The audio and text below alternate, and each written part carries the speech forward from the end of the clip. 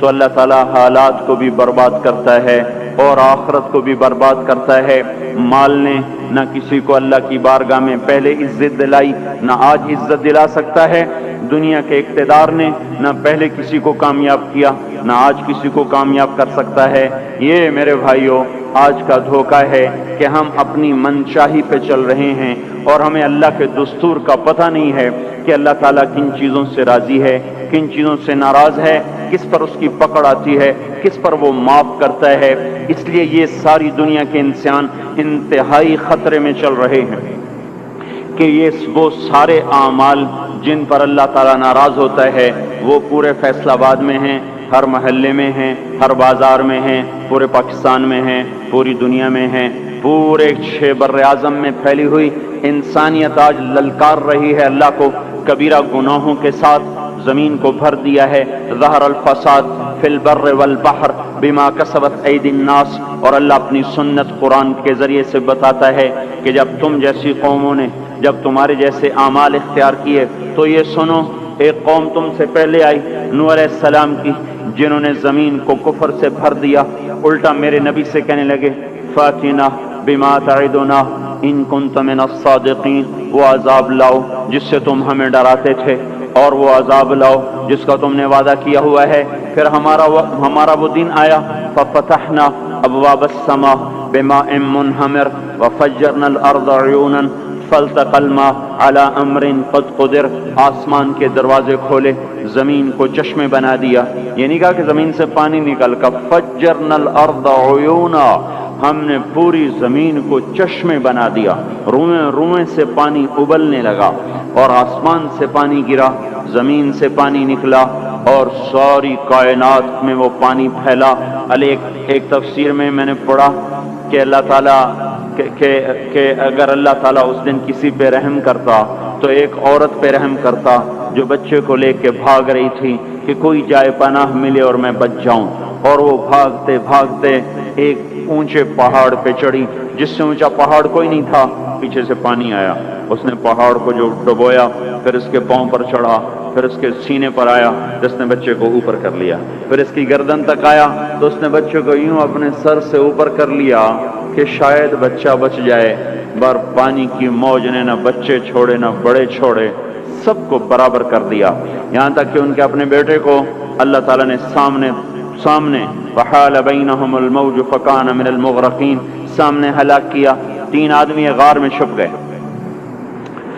اور اوپر پتھر رکھ لیا کہ یہاں تو پانی نہیں آئے گا، چاروں طرف جو پانی کا تماشا دیکھا، پر اندر بیٹھ گئے۔ تھوڑی دیر میں تینوں کو تیز پیشاب آیا اور بے قرار ہو کر پیشاب کرنے بیٹھے، اللہ نے پیشاب کو جاری کر دیا، اور وہ پیشاب کرتے کرتے کرتے اپنے ہی پیشاب میں غرق ہو کے مر گئے۔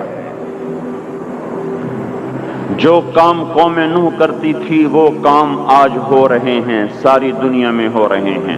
قوم عاد آئی، بڑی طاقتور، یہاں تک کہ للکارنے لگے من اشد منا قوہ، کوئی ہے ہم سے بڑا طاقتور تو لاؤ نا، ہمیں کس سے ڈراتے ہو؟ ان نقول الا اعتراک بعض آلہتنا بسوء، ہمارے خداؤں نے تیری عقل خراب کر دی ہے، ہم سے تو بڑا کوئی طاقتور نہیں ہے۔ تو اللہ تعالیٰ نے فرمایا اولم یروا ان الذی خلقہم هو اشد منہم قوہ، اے ہود انہیں بتاؤ جس نے تمہیں پیدا کیا ہے وہ تم سے زیادہ طاقتور ہے۔ تو جب اللہ تعالیٰ کی طرف سے وہ حجت پوری ہوئی اور وہ اپنے تکبر میں بڑھتے رہے، نافرمانی میں بڑھتے رہے، تو اللہ نے عذاب کا دروازہ کھولا، قحط آ گیا، انسان ایسے بھوکے، اور وہ انسان ہماری طرح تو تھے نہیں، 40 ہاتھ قد ہوتا تھا، 30 ہاتھ قد ہوتا تھا، 800 سال 900 سال عمر ہوتی تھی، نہ بوڑھے ہوتے تھے، نہ بیمار ہوتے تھے، نہ دانت ٹوٹے، نہ کمزور ہو، نہ نظر کمزور ہو، جوان تندرست توانا، صرف موت آتی تھی، اس کے علاوہ کچھ نہیں ہوتا تھا انہیں۔ اب ان کے بھوک بھی زیادہ، وہ اپنی ضرورتوں کا غلہ بھی کھا گئے، پھر جہاں حلال بھی کھا گئے، پھر کتے بھی کھا گئے، بلے بھی کھا گئے، چوہے بھی کھا گئے، جو چیز ہاتھ میں آئی سانپ بھی کھا گئے، ہر چیز کھا گئے، پر نہ بارش کا قطرہ گرا، نہ زمین کا دانہ پھوٹا، یہاں کے درخت توڑ توڑ کے ان کے پتے چبا گئے، قحط دور نہ ہوا۔ تو پھر انہیں ایک وفد بھیجا، بیت اللہ بھیجا کہ ہمیں بارش دو. وہ جب مصیبت آتی تو اوپر والے کو پکارتے تھے، جب وہ کام کر دیتا تھا پھر سرکش ہو جاتے تھے، پھر انہی پتھروں کو پوچھتے تھے. تو اللہ تعالیٰ نے 3 بادل سامنے کیے. آواز آئی ان میں سے ایک کا انتخاب کرو، ایک سفید، ایک سرخ، ایک کالا. تو آپس میں کہنے لگے سفید تو خالی ہوتا ہے، سرخ میں ہوا ہوتی ہے، کالے میں پانی ہوتا ہے. ان کا یہ پانی، یہ کالا چاہیے، یہ کالا چاہیے. آواز آئی پہنچے گا، یہ واپس پہنچے، ان کا بارش ہوگی. تو پھر جب ساری قوم اکٹھی ہوئی تو اللہ نے وہ بادل بھیجا. فلما رأوه عارضا مستقبل اودیتہم، وہ بادل آیا کالا، کہنے لگے ھذا عارض ممطرنا، وہ دیکھو آئی بارش. تو اللہ تعالیٰ نے کہا بل هو ما استعجلتم بہ، یہ بارش نہیں، یہ وہ عذاب ہے جو تم ہود سے کہتے تھے. کون ہے ہم سے بڑا جو ہمیں کچھ کر لے؟ اب تیار ہو جاؤ. ریح فیہا عذاب علیم تدمر کل شیء بامر ربها. اب دیکھو کیسے تمہارا رب تمہیں اڑاتا ہے. ان کے گھروں کو ہوا نے اڑا دیا، ان کو ہوا نے اڑا دیا. 60 ہاتھ اونچے قد کے لوگ اور تنکے کی طرح ہوا میں اڑ رہے تھے، اور ان کے سروں کو آپس میں ہوا ٹکرا رہی تھی. وہ گھومتے تھے سر ٹکراتے تھے، گھومتے تھے سر ٹکراتے تھے. بعض لوگ بھاگ کے غاروں میں چھپ گئے تو ہوا کا بگولا ایسے زوردار طریقے کے ساتھ غار کے اندر جاتا اور پھر ایک دھماکے کے ساتھ ان کو باہر نکالتا، پھر ان کو ہوا میں اچھال دیتا گیند کی طرح، پھر ان کے سر آپس میں ٹکراتے ٹکراتے ٹکراتے ان کی کھوپڑیاں پھٹ گئیں اور ان کے بھیجے ان کے چہروں پہ نکل آئے. اور پھر اللہ نے الٹا کے ان کو زمین پر مارا، سر الگ ہو گیا، دھڑ الگ ہو گیا. پھر اللہ نے للکار کے پوچھا فہل تری لہم من باقیہ، کوئی ہے باقی تو دکھاؤ کہ اس کا بھی صفایا کر دوں. کوئی نظر نہ آیا، سب کو اللہ نے مٹایا. جو کام قوم عاد کرتی تھی وہ کام آج فیصلہ آباد میں ہو رہے ہیں. پھر ایک قوم سمود آئی. انہوں نے سنا تھا کہ عاد کو ہوا نے اڑایا تھا، تو انہوں نے پہاڑ کے اندر گھر بنائے کہ اندر ہمیں کون کچھ کہے گا، اندر تو ہوا جا ہی نہیں سکتی، جائے گی بھی صحیح تو کہاں تک اندر جائے گی. نافرمانی نہیں چھوڑی، الٹے کام کو چل پڑے. تو اللہ تبارک و تعالیٰ نے ہوا نہیں بھیجی، ایک فرشتہ آیا. مکروا مکرن، انہوں نے مکر کیا. ومکرنا مکرن، ہم نے ان کے مکر کو توڑ دیا. فانظر کیف کان عاقبۃ مکرہم، آج ان کا انجام دیکھو.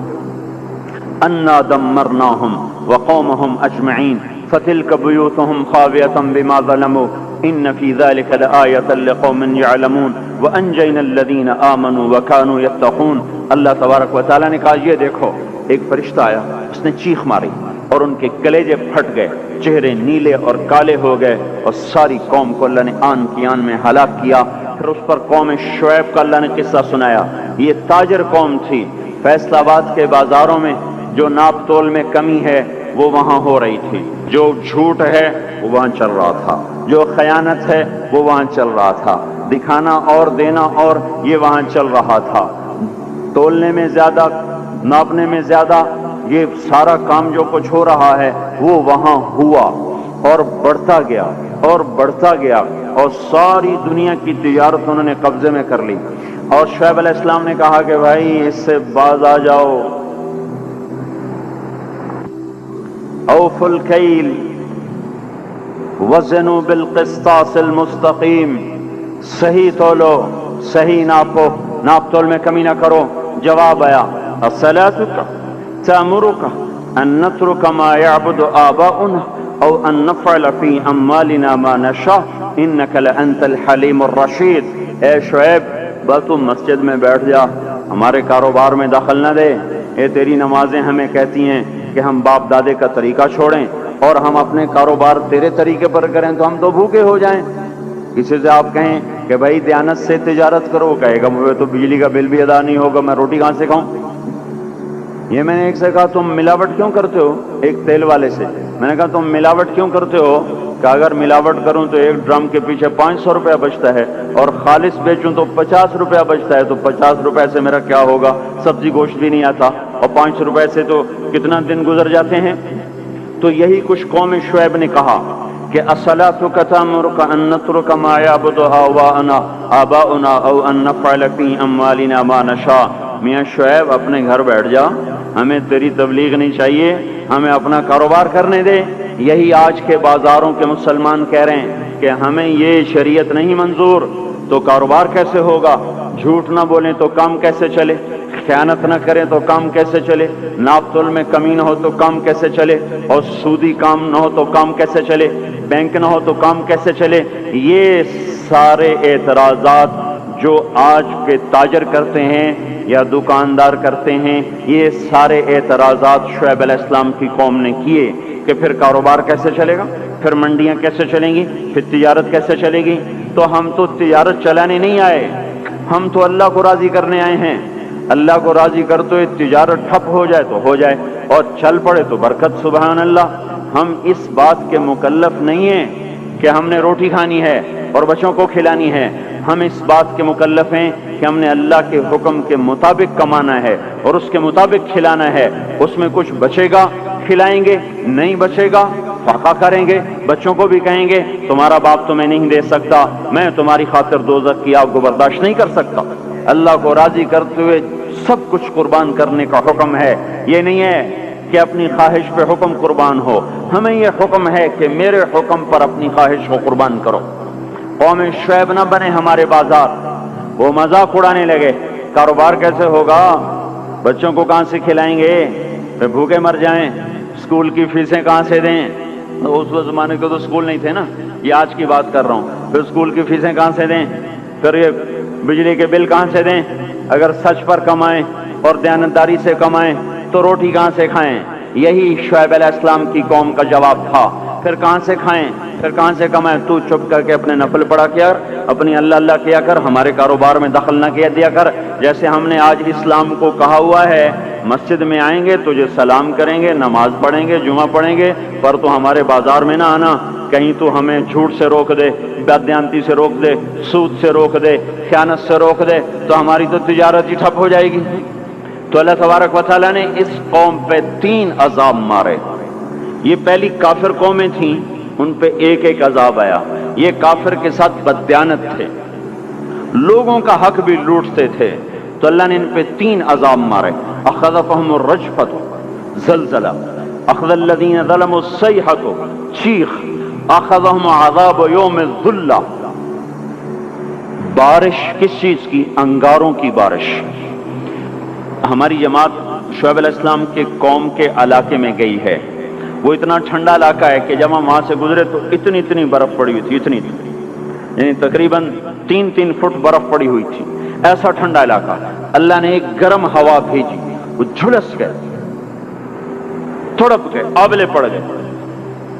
تو اس کے بعد ایک قدم ہوا ٹھنڈی ہوئی تو سارے بھاگ کے باہر آئے کہ شکر ہے ٹھنڈی ہوا آئی، اوپر سے بادل آیا کہ شکر ہے بادل آیا۔ اس کا ساتھ ہی زمین میں زلزلہ آنا شروع ہوا اور اس کے اوپر فرشتے کی چیخ آئی اور اوپر وہ بادل کالا ایک دم سرخ ہو گیا، پھر اس میں سے ایک دم بڑے بڑے انگارے برسے اور ساری شعیب علیہ السلام کی قوم کو اور مدین کی منڈی کو اللہ نے جلا کے راکھ کر دیا۔ اگر یہ بازاروں والے توبہ نہیں کریں گے تو مجھے ڈر ہے کہ کہیں ان منڈیوں پر بھی وہ انگارے نہ برس جائیں جو مدین کی قوم پہ برسے تھے۔ اللہ تعالیٰ کی کسی سے رشتہ داری کوئی نہیں ہے، اور حضور پاک صلی اللہ علیہ وسلم نے بھی خود کہا کہ وَلَا يَبِيتَنَّ أُنَاسٌ مِّنْ أُمَّتِي عَلَىٰ أَشَرٍ وَبَطَرٍ وَلَحْوٍ وَلَعِبٍ فَيُصْبِحُوا قَدْ مُسِخُوا قِرَدَةً وَخَنَازِيرَ بِاسْتِحْلَالِهِمُ الْمَحَارِمَ وَأَكْلِهِمُ الرِّبَا وَشُرْبِهِمُ الْخُمُورَ وَاتِّخَاذِهِمُ الْقَيْنَاتِ وَقَطِيعَتِهِمُ الرَّحِمِ۔ ایک زمانہ آئے گا میری امت بڑی عیاش ہو جائے گی، بدمعاش ہو جائے گی، ناچ گانے کی رسیا ہو جائے گی، گانے بجانا ان کی گھٹی میں پڑ جائے گا، اور اس حال میں ایک رات ایسی آئے گی کہ رات کو انسان سوئیں گے، صبح اٹھیں گے تو بندر اور خنزیر ہوں گے، اور یہ اس وجہ سے ہوگا کہ انہوں نے حرام کو حلال کر دیا ہوگا، باستحلالہم المحارم، انہوں نے حرام کو حلال کر دیا ہوگا، وَأَكْلِهِمُ الرِّبَا، اور سود کو ڈٹ کے کھاتے ہوں گے، वलुब्सुहुम अलहरीर, और मर्द रेशम पहनेंगे, सोने की अंगूठियां, सोने की चेनें नौजवानों ने गले में लटकाई हुई, सोने की चेन, सोने की अंगूठी। ये कौन सी लज्जत है इस अंगूठी के पहनने में, जो अल्लाह को भी ललकारा हुआ है और उसके रसूल को भी ललकारा हुआ है। आपने एक दफा इरशाद फरमाया, काश मेरी उम्मत के नौजवान रेशम इस्तेमाल और सोना इस्तेमाल न करें। या लैत उम्मती लम तलबस ज़हब, काश कि मेरी उम्मत सोने का इस्तेमाल मत करे। अब बताओ, देखो कितने हैं नौजवान जो ऐसे शौक में, कुछ को पता ही नहीं कि ये इतना बड़ा हराम है, जिनको पता है तो ना अल्लाह का पता है, ना रोकने वाले का पता है, ना उसकी सजा का पता है, लिहाजा चल रही है गाड़ी। तो ये किस पे होगा कि हराम को हलाल कर देंगे, सूद को खाएंगे, रेशम पहनेंगे, सोना पहनेंगे, शराब पिएंगे और गाने बजाने में मस्त हो जाएंगे, और रिश्ते नातों का लिहाज खत्म हो जाएगा, माँ बाप की तमीज खत्म हो जाएगी, भाई बहन की तमीज खत्म हो जाएगी, बड़े छोटे का वकार खत्म हो जाएगा। जब ये होगा तो ये भी होगा कि ये बंदर और खिंजीर बना दिए जाएं।